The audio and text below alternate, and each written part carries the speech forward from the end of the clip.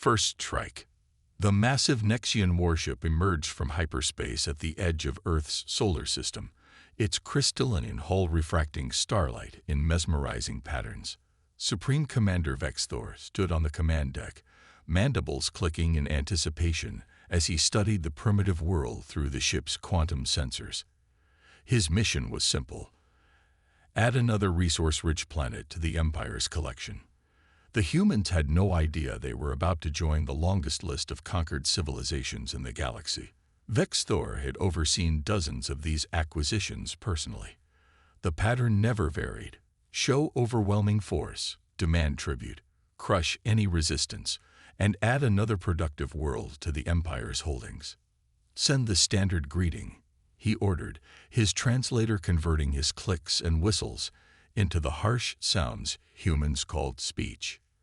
Let's see how quickly they surrender. On Earth, in a facility 2 miles beneath the Mariana Trench, Director Sarah Chen watched the alien transmission with carefully hidden amusement. The message was exactly what their deep space intelligence probes had predicted: grand claims of the Nexian Empire's power, demands for Earth's submission, and threats of annihilation if they refused. "They really do love their dramatic entrances," she murmured, taking a sip of coffee. Around her, the command center hummed with activity as operators monitored Earth's true defensive grid: quantum shields, dimensional phase cannons, and AI systems far beyond anything the Nexians could imagine. For 50 years, humanity had known this day was coming. They had detected the Nexian probe ships decades ago, watching how the Empire conquered world after world using the same tactics. But unlike those other civilizations, Earth had prepared. Every satellite, space station, and vessel visible to the Nexians was a carefully crafted prop, hiding humanity's real technological advancement. "Director, the UN Security Council is assembling for the show," her assistant reported. "The emergency session will begin broadcasting in 10 minutes. Chen nodded. The political theater was as important as the military response. Let the Nexians watch Earth's leaders argue and panic, while the real command structure operated from secure facilities across the planet. "Is Admiral Patel's fleet in position?" "Yes, Mom. All ships are phase-cloaked and ready. The Nexians still haven't detected them." In high orbit, aboard the Nexian flagship, Vex Thor watched with satisfaction as human news channels showed increasing panic. Their primitive sensors had finally detected his fleet's approach, and their response was predictably chaotic. Emergency broadcasts, stock market crashes, religious leaders claiming the end times had arrived. It was all so familiar. "Supreme Commander," his science officer reported, "we're detecting no energy signatures consistent with planetary shields or defensive systems. Their most advanced weapons appear to be chemical rockets and basic ion drives." "As expected," Vex Thor replied. "Prepare the tribute demands. Standard rate: 30% of all resources and labor capacity. Give them 48 hours to begin compliance." The transmission was sent, and Vex Thor settled in to watch the humans scramble. He'd seen it dozens of times: the initial shock, the futile attempts at negotiation, and finally submission when they realized resistance was pointless. Deep beneath the Pacific Ocean, Director Chen received the demand and allowed herself a small smile. "Signal all commands," she ordered. "Operation Mirror begins in 47 hours. Let's show the Nexians what happens when they try to bully the wrong species." Across Earth and throughout the solar system, humanity's hidden strength stirred to life. In underground bases, quantum computers refined battle plans developed over decades. In secret shipyards carved into asteroids, crews made final preparations on vessels that would redefine space warfare. And in laboratories and research centers, scientists and engineers checked and rechecked systems that would turn the Nexians' own technology against them. The next 47 hours passed exactly as planned. Human leaders argued publicly about whether to submit or fight. Military forces made visible the futile preparations for resistance. Civilians appeared to panic and flee major cities, and the Nexians watched it all, growing more confident by the hour. They're behaving exactly as the predictive model suggested, Chen told her staff. Their arrogance makes them blind. They see what they expect to see, a primitive species facing its first real challenge from the stars. When the deadline was nearly up, the UN Secretary-General requested one final communication with the Nexian fleet. Vexthor granted it magnanimously, expecting either submission or perhaps a futile plea for more time. Instead, a single word was transmitted. Before Vexthor could process this unexpected response, his ship's systems began to fail. Quantum fields collapsed, artificial gravity wavered, and communication arrays went dark. Across his entire fleet, the same pattern repeated as human systems that had been invisible to Nexian sensors revealed themselves. The last thing Vexthor saw before his command deck went dark was a message scrolling across his screens in perfect Nexian script. Did you really think you were the only advanced species in the galaxy? Silent thunder. Darkness enveloped the Nexian flagship as its systems continued to fail. Emergency lights cast an eerie glow across the command deck as Vexthor watched his mighty fleet drift helplessly in space. None of their backup systems responded. Even their most basic communication arrays remained silent. Impossible, he whispered, mandibles trembling with rage and fear. They're primitives. We watched them. We studied them. A hologram materialized in the center of his command deck, showing a human female in a simple dark uniform. Director Chen's image smiled slightly as she addressed the Nexian commander. You watched what we wanted you to watch, Commander Vexthor. You studied what we allowed you to see. In the Mariana Trench facility, Chen studied the aliens' reaction through quantum imaging systems that could pierce any known shield or hull. Around her, operators coordinated with Admiral Patel's fleet as it emerged from Phase Cloak, surrounding the disabled Nexian ships. For decades, your empire has bullied and subjugated species across the galaxy, Chen continued. You assumed technological advancement must follow your pattern, visible, grandiose, designed to intimidate. It never occurred to you that true power might hide in plain sight. Aboard Earth's flagship Artemis, Admiral Patel watched as her crews deployed quantum dampening fields around each Nexian vessel. The alien ships hung motionless, their crystalline hulls now dull and lifeless. Their much-vaunted weapons, designed to terrify as much as destroy, were useless against technology they couldn't even detect. Status report, Patel commanded, her calm voice belying the historic moment. All Nexian vessels contained, Admiral, her tactical officer reported. Their quantum cores are completely isolated. They can't even communicate with each other, let alone their empire. Our AI systems have full control of their basic life support. They won't suffocate, but they won't be going anywhere either. Patel nodded, studying the tactical display. The Nexian fleet had arrived in perfect formation, their ships arranged to maximize the psychological impact on their victims. Now that same formation made them easy targets, clustered together like fish in a net. Back in the underwater command center, Chen continued her conversation with Vexthor. We detected your first probe ships 50 years ago. We watched as you conquered the Centauri colonies, as you subjugated the Rigel Federation. With each victory, your empire grew more arrogant, more convinced of its superiority. The Nexian commander's mandibles clicked rapidly, a sign of extreme agitation. You lie. Our stealth technology is perfect. No primitive species cooled. Perfect. Chen interrupted. Your stealth systems rely on quantum phase shifting.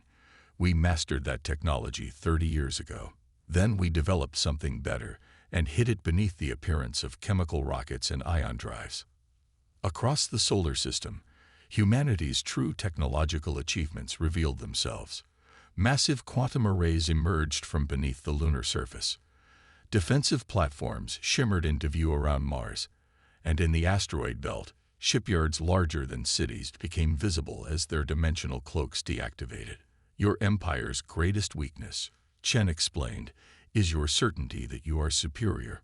You see a species launching primitive rockets and assume you know everything about their capabilities. You never considered that those rockets might be a mask, hiding something far more advanced. Admiral Patel's voice came through on a secure channel. Director, we finished scanning their ships. Their technology is exactly what our intelligence suggested. Impressive but predictable. Their quantum cores are at least 2 generations behind ours. Their weapons would be devastating against an unprotected planet. But useless against our defenses, Chen finished. She turned her attention back to Vexthor. We're going to offer your empire a choice, Commander. The details will come later, but first, we need to demonstrate something important. At her signal, operators activated the quantum transmission arrays. Across Nexian space, every conquered world received the same message: images of their conqueror's mighty fleet, helpless and dark in Earth's orbit. The carefully crafted illusion of Nexian invincibility shattered in an instant. Your empire's power relies on fear, Chen told the stunned commander. Fear and the belief that you possess technology no one else can match. We're removing both of those advantages. Right now, every world in your empire is learning that you can be defeated, that your technology can be overcome, that resistance isn't futile after all. Vexthor's response was cut off as his hologram vanished. Chen had made her point. Now it was time to let the commander contemplate his empire's new reality. She turned to her staff, allowing herself a moment to appreciate the historical significance of what they'd achieved. Signal all commands, she ordered. Phase 2 begins in 6 hours. Let's show the galaxy what humanity can really do. The counter-offer. The Nexian Imperial Palace was designed to overwhelm visitors with its grandeur. Crystalline spires stretched kilometers into the purple sky, while quantum light displays created illusions of impossible architecture. The Grand Chamber, where the Imperial Council met, could hold thousands of beings from across the conquered worlds. Today, it held just 3 humans. Director Chen walked calmly between the towering crystalline forms of the Nexian counselors, her footsteps echoing in the unnaturally quiet chamber. Admiral Patel and Dr. Marcus Zhang, Earth's leading genotechnologist, flanked her. Their simple dark uniforms stood in stark contrast to the ornate decorative armor of the alien leadership. High Chancellor Vexnar, Supreme Commander Vexthor's superior, and the Empire's true ruler, loomed over them from his elevated platform.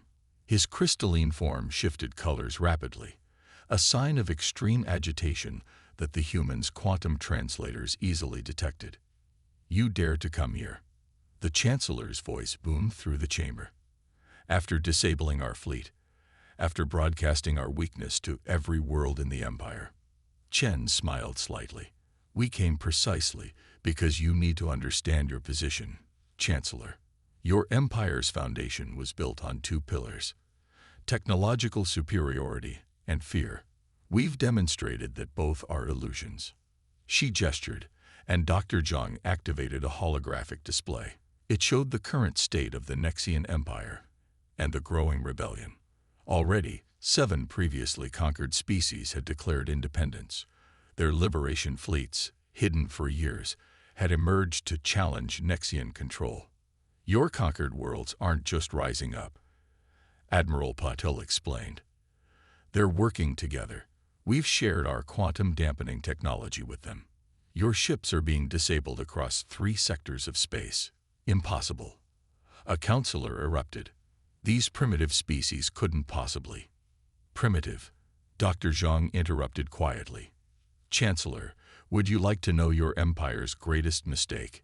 You assumed technological advancement must be visible, obvious, like your crystalline ships and your quantum-like shows, designed to intimidate as much as function. Chen took over. But true advancement doesn't need to show off. The Centaurians had mastered biological computing before you conquered them. The Rigelians were developing dimensional phase technology. The Arcturus Confederation had AI systems that could have rivaled ours. The humans' translators caught the wave of shocked clicks and whistles among the council members. Chen continued, Every species you conquered had unique technological paths they were exploring, ways of advancing that didn't match your crystal and quantum aesthetic, so you dismissed them as primitive, just as you dismissed us. What do you want? Chancellor Vexnar's voice had lost its booming quality, becoming something closer to a whisper. Chen nodded to Admiral Patel, who projected a new hologram, a map of the galaxy with proposed border changes and trade routes. We're offering you a choice, Chancellor. A genuine choice, not the false ones you've given to others. The first option is simple. We help your conquered worlds break free. We share our technology with them. Your empire collapses within a year, and the galaxy reorganizes without you. Based on our models, at least 12 of your currently subjugated species would survive and thrive. The chamber erupted in angry clicks and color changes, but Chen raised her voice slightly. Or, you can accept our counteroffer. Dr. Zhang expanded the hologram, showing a new political structure. The Nexian Empire becomes the Galactic Cooperative. Your conquered worlds gain independence but remain connected through trade agreements and mutual defense pacts.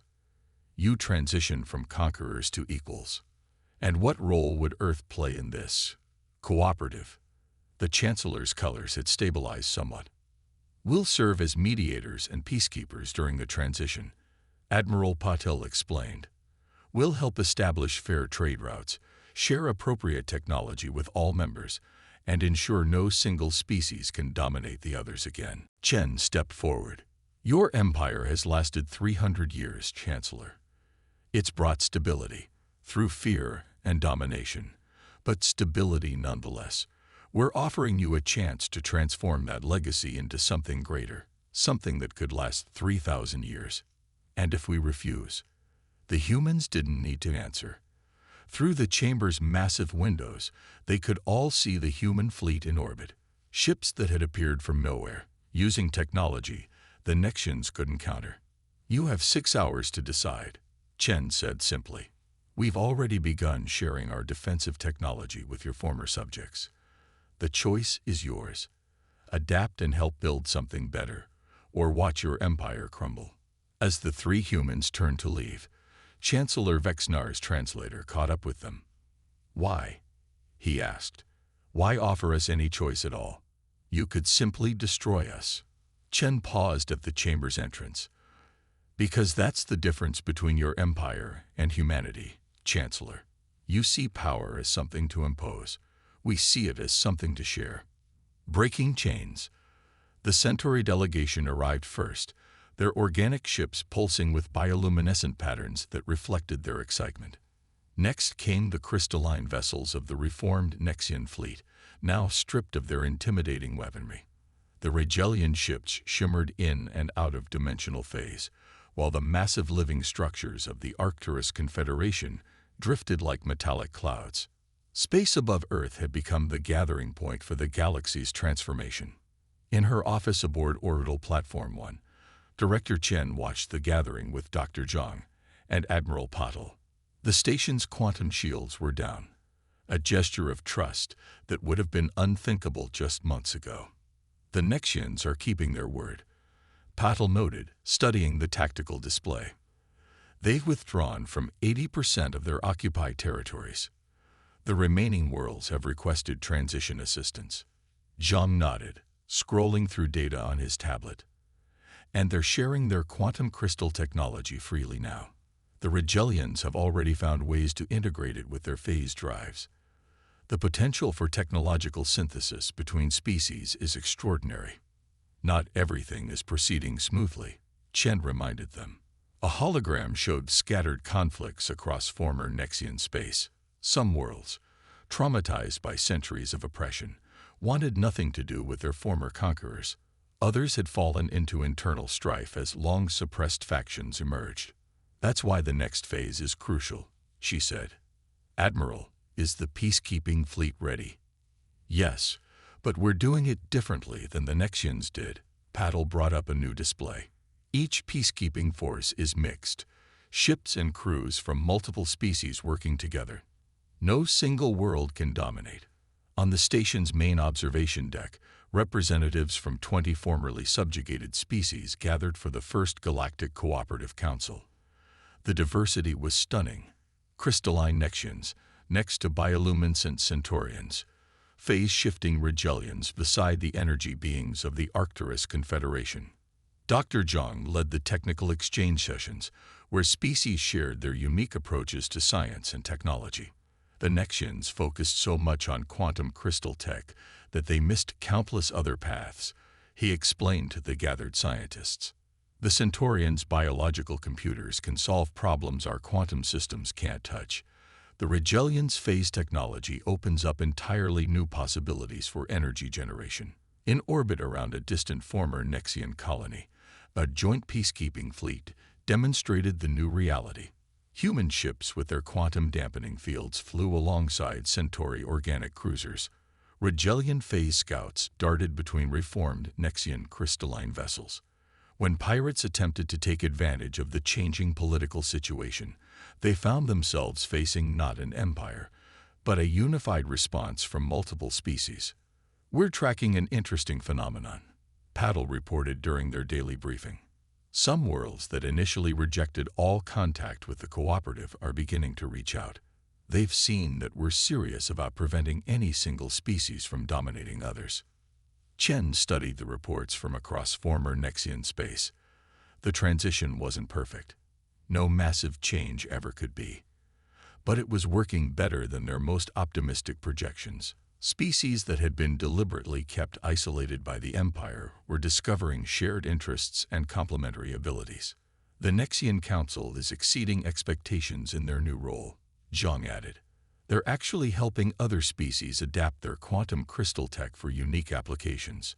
Yesterday, they helped the Centaurians develop a hybrid bio-quantum computing system that outperforms anything we've seen. They're discovering that sharing power can be more rewarding than hoarding it," Chen observed, though some of their former military commanders are still resistant to the change. A priority alert flashed on their screens. A group of Nexian hardliners had attempted to seize control of a major shipyard, hoping to rebuild their empire's military might. The response came not from Earth, but from a coalition of former subject worlds. Ships of 6 different species surrounded the shipyard, their combined technologies rendering the rebels' weapons useless. "That's the real victory," Paddle said quietly. "They're not looking to us to solve every problem. The cooperative is becoming self-sustaining." Chen walked to the window, watching the unprecedented gathering of ships above Earth. Each vessel represented a different path of technological advancement, a unique way of solving the challenges of space and science. Together, they were already achieving things that would have been impossible separately. "Humanity's greatest strength," she mused, "wasn't just hiding our capabilities all those years. It was recognizing that true power comes from working together. The Nexians thought they were building an empire, but they actually gave us the foundation for something far greater." As if to emphasize her point, a new ship appeared in orbit, a joint project combining human quantum tech, Centauri bioengineering, Nexian crystals, and Rigelian phase drives. It represented not just cooperation, but the birth of entirely new possibilities. New Dawn, 5 years after the fall of the Nexian Empire. Director Chen stood in Earth's new Galactic Cooperation Center, watching holographic displays track thousands of ships moving across former Imperial space. Each vessel's signature told a story of transformation. Nexian crystalline ships retrofitted with Centauri bioneural systems, Rigelian phase drives powering Arcturus living metal hulls, human quantum technology seamlessly integrated with a dozen alien engineering philosophies. "The latest survey results are in," Admiral Patel reported, joining her at the window. "Interspecies trade is up 800% from the Imperial era. Scientific breakthroughs have increased by nearly 2,000%. Chen nodded, studying a particular cluster of ships near the former Imperial capital. "And the Nexian hardliners. The last resistance cell surrendered yesterday," Paddle said with a slight smile. "Convinced by their own people, not by us. The younger generation of Nexians has fully embraced the cooperative. They're more interested in innovation than domination. Dr. Zhang burst into the room, his usual calm demeanor disrupted by excitement. Director, Admiral, you need to see this. The joint research team at the Arcturus station just achieved something remarkable. He brought up a new hologram showing an experimental vessel.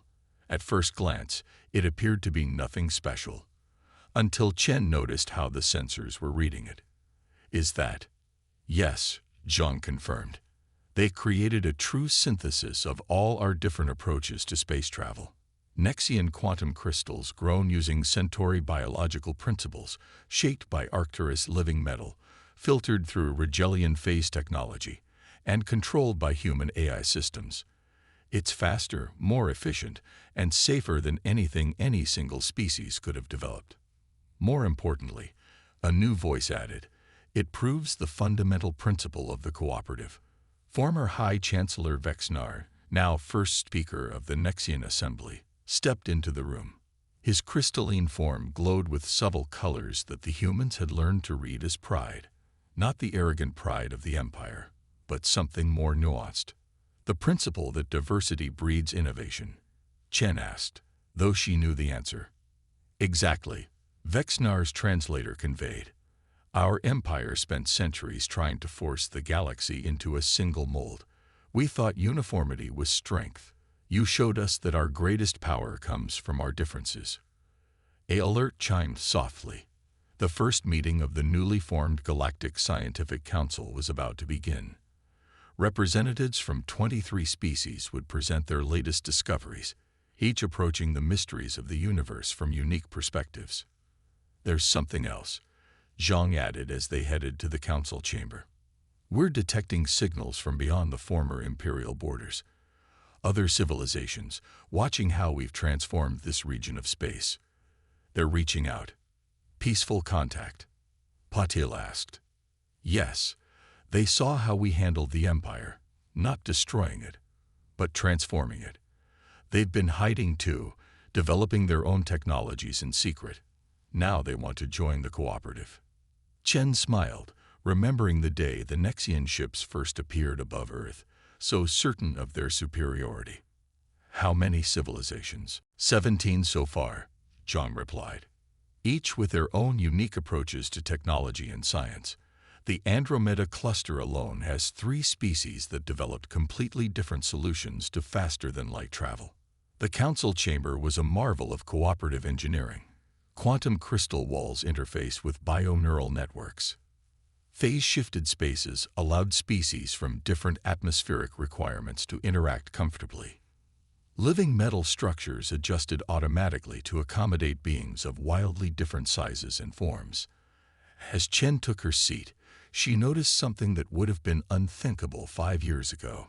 A young Nexian scientist was eagerly discussing theory with a Centauri researcher, their natural forms so different, but their excitement for discovery transcending physical barriers. Nearby, an Arcturus energy being was helping a human engineer refine a new propulsion concept. We've come so far, Patil mused, but I can't help wondering, what would have happened if we'd revealed ourselves sooner, or if we'd waited longer? We revealed ourselves at exactly the right time, Chen replied, not just to stop the Empire, but to help transform it. The galaxy wasn't ready for this level of cooperation before. It needed to learn the hard way that domination and fear only get you so far. The chamber quieted as representatives from each world prepared to present their discoveries.